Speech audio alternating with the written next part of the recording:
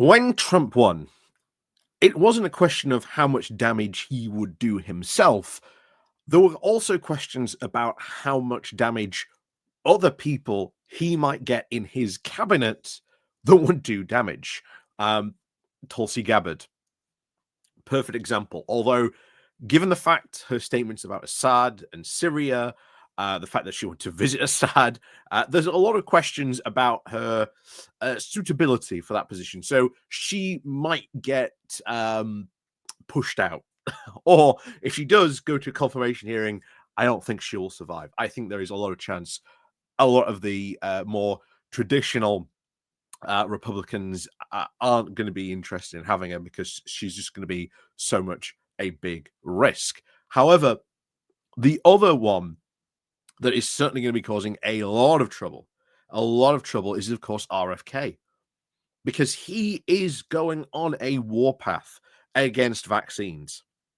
Massively so. Not just like the RNA vaccines that we've seen, that did so much good through COVID, but he's going after one of the most successful vaccines ever. That's the polio vaccine. And if that goes, you will very likely see polio outbreaks, big polio outbreaks in America. Big polio outbreaks. And of course, who's then to blame? Well, it's RFK. And technically Trump. And I think Trump won't like that and will get rid of him very quickly. But we'll see what happens. But remember, before the pandemic, again, long-time channel viewers may remember this, there was one of Italy's far-right governments. I can't remember, they've had so many, honestly. They've gone through so many iterations of them. But one of them, again, pre-pandemic, remember this, they wanted to get rid of Italy's vaccine council that was full of vaccine scientists that studied this stuff, that knew what they were talking about, and replace it with anti-vaxxers. And they came very close to doing it. Luckily, there was a lot of public outcry, and it didn't happen. And given what obviously happened later on down the line, Italy dodged a very big bullet, because all of a sudden, COVID for Italy could have been a heck of a lot worse. Because imagine if it had been a council of anti-vaxxers. Yeah, you can imagine how bad it could have been in Italy. Like, if you're an Italian, you dodged a bullet. you dodged a very, very big bullet there with that. However, I want to now talk about this, and particularly Mitch McConnell, because Mitch McConnell, obviously, he is like the Senate Majority Leader. He's a very, very big player in the Republican Party. But a lot of people remember recently, he's been having a lot of health issues. So there's questions about, well, how much longer can he either go on, or probably before he drops dead on the Senate floor, because he hasn't nominated a successor to take over him. But if he goes, that could cause huge ramifications in the Republican Party, huge ramifications. But we're not going to talk about that today. However, he, though, was a survivor of polio, and he only survived because of this vaccine. So he has come out and he has called out not only RFK, but one of the guys that RFK wants to bring in with him into his administration, that has put out like a big petition to get rid practically of the polio vaccine. So hasn't even started yet, and they're already clashing. But I expect there to be a ton of these different clashes over the years. But this one just goes to show you how important really public health really is, and that you need, actual scientists, actual people who know what they're doing, not fools and morons and conspiracy theorists like RFK. But Before we do get on into this, please do remember to click on the like, share, and subscribe button. There is, of course, the Pony Club down below as well. There's the Buy Me Coffee link as well. And, of course, do click the like and share button as well. And, of course, on to today's story. So, here we are.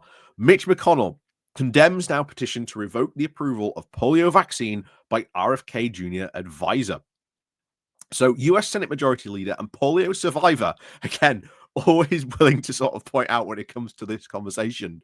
And polio survivor Mitch McConnell has now condemned attempts to now undermine the polio vaccine after reports that a lawyer affiliated with Robert F. Kennedy Jr., the health secretary pick for Donald Trump's second presidency, petitioned for the Food and Drug Administration to revoke its approval of the vaccines. In a statement now reported by numerous outlets on Friday, McConnell, who contracted the disease as a child back in 1944, in 11 years just before the licensing of the world's first polio vaccine, said the polio vaccine has saved millions of lives and held out the promise for eradicating a very terrible disease. Efforts to undermine public confidence in approving cures are not just uninformed, they are dangerous. And yet, here's the thing. You say this about the polio vaccine. The thing is, the polio vaccine is the most successful vaccine ever in like human history. If not, there might be others as well, but this is like the most, successful of successful vaccines. So wanting to get rid of this is absolutely insane. Good on Mitch McConnell for actually calling out this, trying to undermine public confidence, trying to pointing out how dangerous it is. If only they would say similar things about everything else that is going to go on in the Trump administration. I don't think so, but at least we know, and I've said this before in other videos, there are limits to how far the Republicans are prepared to follow Trump, and we have seen that a couple of times. So we know that. So there are going to be clashes between Trump and sort of traditional Republicans, probably like, Mitch McConnell. So certainly going to be in for a very interesting year, or at least interesting 4 years, shall we say. So back to this. He also said, anyone, of course, now seeking to contest to serve in the upcoming administration would do well to steer clear from even the appearance of association now with such efforts. McConnell's latest comments come after the New York Times reported that Aaron Siri, a lawyer helping Kennedy select incoming health officials for Trump's second White House term, filed a petition back in 2022 in which he called for the FDA to revoke its polio vaccine approval. So bear in mind, this guy's helping Kennedy select more team, and this guy is like against the polio vaccine. What other people is he selecting to go and work in the FDA?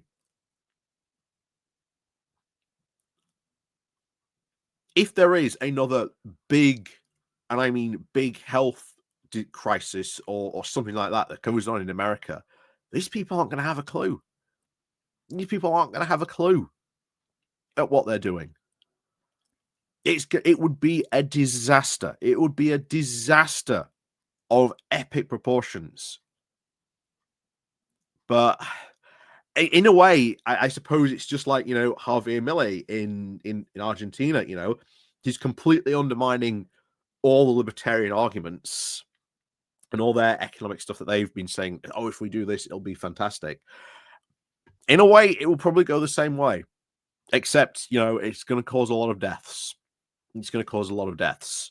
But hey, it might finally completely just kill off all this anti-vax alternative medicine nonsense that RFK and these people pump out. And it's like mass conspiracy.